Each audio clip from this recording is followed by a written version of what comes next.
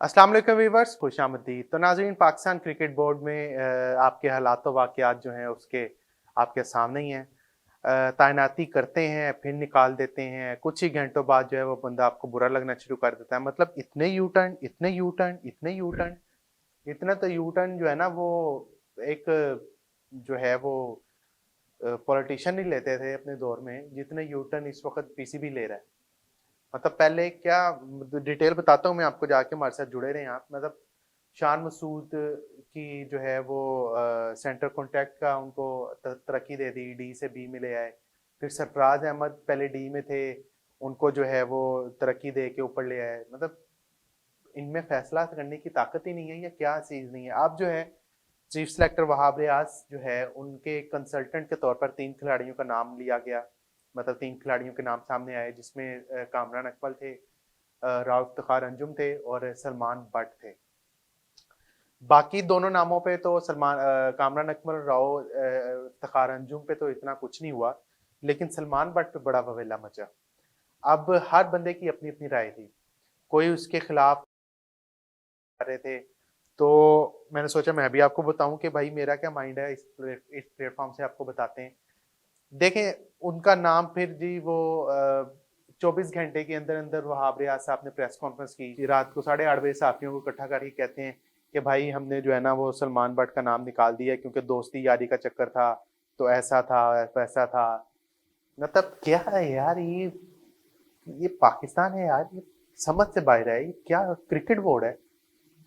ये कोई गली मोहल्ले की ऑर्गेनाइजेशन तो नहीं है। आप उधर कह रहे हैं जी कि वो ऐसे हो गया, हमें मुझे दोस्ती थी मेरी उसके साथ, तो मैं इसलिए ये करना पड़ा। मतलब वो सीधे लफ्जों में ये नहीं कह रहे कि प्रेशर की वजह से आया। अब वो प्रेशर कहाँ से था वो मैं आपको बताता हूँ। वो प्रेशर था, अभी तक जहाँ कोई भी नहीं चला रहा, ना किसको पता है। मैं आपको बता रहा हूँ कि वो प्रेशर कहाँ से था। जनाब, वो प्रेशर था पीएम हाउस की तरफ से। पीएम हाउस की तरफ से कहा गया जी कि ये जो गैर कानूनी और मुतनाज़ तैनाती है, इसको हटाया जाए। और जो है फिर उस पे वहाब रियाज ने प्रेस कॉन्फ्रेंस की। उसमें तो नहीं माने कि भाई मेरा जो है वो मेरे पे प्रेशर है, या लेकिन मैं आपको बता रहा हूँ कि ये वहां से प्रेशर था। वहाब रियाज साहब ने अपनी प्रेस कॉन्फ्रेंस में कहा जी कि मैं मेरे साथ उसकी बड़ी दोस्ती है। तो मुझे ये लगता है वहाब रियाज अपनी दोस्ती पे स्टैंड नहीं कर पाए। आपने अगर फैसला लिया था तो उस पर स्टैंड करते और रहने देते, कुछ नहीं होता, क्या हो जाना था? तनकीद हो रही है ना। आप इसका मतलब आप प्रेशर हैंडल नहीं कर पाए, या तो फिर आप देखिए, जब बंदे के पास सीट आती है ना, तो फिर कोई यार दोस्त नहीं होता। सीधी सी बात है, ये तो लिखी पड़ी बात है, ठीक है ना। वहां पे आज के पास सीट आई और मतलब अच्छे पैसों में है, चीफ सेलेक्टर लगे हुए, उन्होंने सलमान बट को कहते हैं यार प्रेशर है। सलमान बट बेशक मेरा दोस्त है बचपन से, लेकिन लोग, मैं नहीं चाहता सलमान बट पे तनकीद हो, लोग इस चीज को गलत रंग दे रहे हैं। तो भाई, क्या आपको 24 घंटे के बाद पता चला कि इस लोग गलत रंग दे रहे हैं, या आपकी दोस्ती 24 घंटे पहले तो नहीं हुई थी? आपकी दोस्ती तो बकौला आपके बचपन से है। फिर आप कहते हैं जी ये सिर्फ ये इंडिविजुअल मेरा मामला था, मतलब मैंने ही तैनात किया था तो मैं ही उसको हटा रहा हूँ। तो लेकिन आप वीडियो पे ऑर्डर कहाँ से आए थे? और फिर जब प्रेस कॉन्फ्रेंस खत्म हुई तो उसके बाद जो है एक प्रेस रिलीज जारी होती है एक जगह से, वो भी मैं आपको बताता हूँ। पहले वहाब रियाज पे थोड़ा सा डिस्कस कर लें। वहाब रियाज कहते हैं जी मेरी दोस्ती है, तो मेरे ये है, मेरा फलां है, तो इसलिए मैं उसको हटा रहा हूँ। मतलब उसको कंसल्टेंसी कमेटी से निकाल रहा हूँ। अब कंसल्टेंट का काम क्या था? कंसल्टेंट का काम ये था कि उन्होंने कोई फैसला साजी नहीं करनी थी। फैसला साजी उन्होंने नहीं करनी थी, उन्होंने जस्ट मशवरा देना था कि ये खिलाड़ी अच्छा है, आप इसको ले सकते हैं। मतलब एक लिस्ट तैयार कर देनी थी। फैसला उन्होंने सिलेक्शन कमेटी ने करना था। अब सिलेक्शन कमेटी में कौन शामिल है? सिलेक्शन कमेटी में वहाब रियाज के साथ जो है तौसीफ हैदर, वसीम हैदर, तौसीफ अहमद और वजाहतुल्लाह वास्ती, ये तीनों हैं। और यही आगे काम करेंगे वहाब रियाज के साथ सिलेक्शन कमेटी में। जबकि बाकी 3 जो थे इनका काम था कंसल्टेंट के तौर पे। सलमान बट को उन्होंने निकाल दिया। उसके बाद जी प्रेस रिलीज, जैसे ही वहाब रियाज की प्रेस कॉन्फ्रेंस खत्म हुई तो तकरीबन 1 घंटे बाद एक प्रेस रिलीज आती है, और वो आती है जी प्राइम मिनिस्टर हाउस से, जिसमें निगरान वजीर आजम हमारे जो कहते हैं कि मुतनाज़ तैनाती का सख्ती से नोटिस लिया गया है, और पाकिस्तान क्रिकेट बोर्ड में सियासत नहीं होनी चाहिए, शफाफ तैनातियां होनी चाहिए। अच्छा जी, ये चीजें हो गई। अब मैनू यह दसो भैन, ਅਸੀਂ ਮੰਨੀ किदी है, ਅਸੀਂ वहाब रियाज की मन्नी कि वजीर आजम की मन्नी है? वहाब रियाज साहब कहते हैं कि ये मेरी तैनाती थी तो मैंने ही इसको फारिग किया है, मतलब मैं ही उसको रिवर्ट कर रहा हूँ। निगरान वजीर आजम साहब कहते हैं कि जी सख्ती से नोटिस ले लिया, गैर मुतनाज़ा तैनाती हटाने का हुक्म। आप लोग डिसाइड करें कि किसकी तरफ जाना है, ये आप लोग डिसाइड कर लें कि किसकी माननी है, क्योंकि मेरी तो समझ से बाहर है कि किसकी माननी किसकी नहीं माननी। मामला था पीसीबी के यू टर्न्स की कहानी का। अब मैं आपको ये बताता हूँ कि सलमान बट क्या इस मुल्क में अकेला कसूरवार है? आप अपने सियासतदान देखें, कितने कितने बड़े जुर्म करके आ जाते हैं, अपने केसेस साफ हो जाते हैं और वो चल रहे हैं।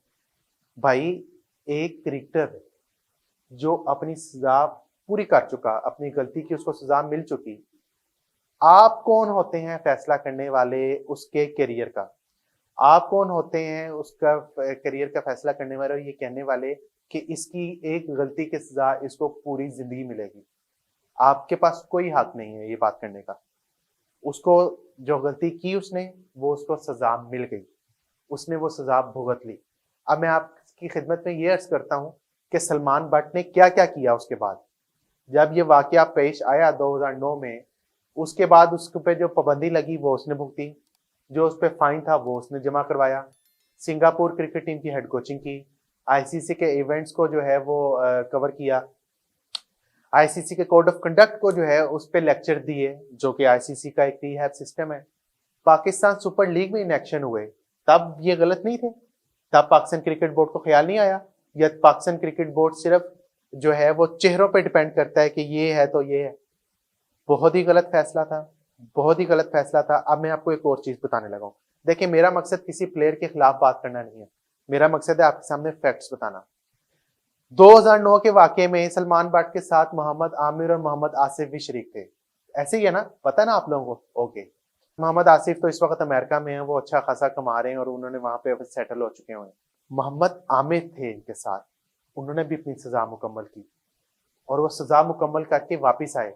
ना सिर्फ डोमेस्टिक में वापस आए, बल्कि पाकिस्तान की तरफ से इंटरनेशनल क्रिकेट खेली। तो एक तरफ सलमान बट, एक तरफ मोहम्मद आमिर। किसी के मैं खिलाफ नहीं हूं, मेरा मकसद सिर्फ एक मिसाल देना है।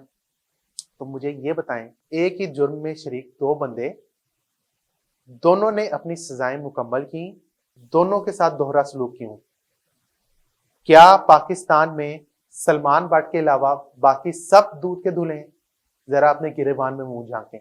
ये जो प्रॉपर कंपेन चल रही थी ना सलमान बट के खिलाफ एक लॉबी की तरफ से, वो भी आप देख सकते हैं।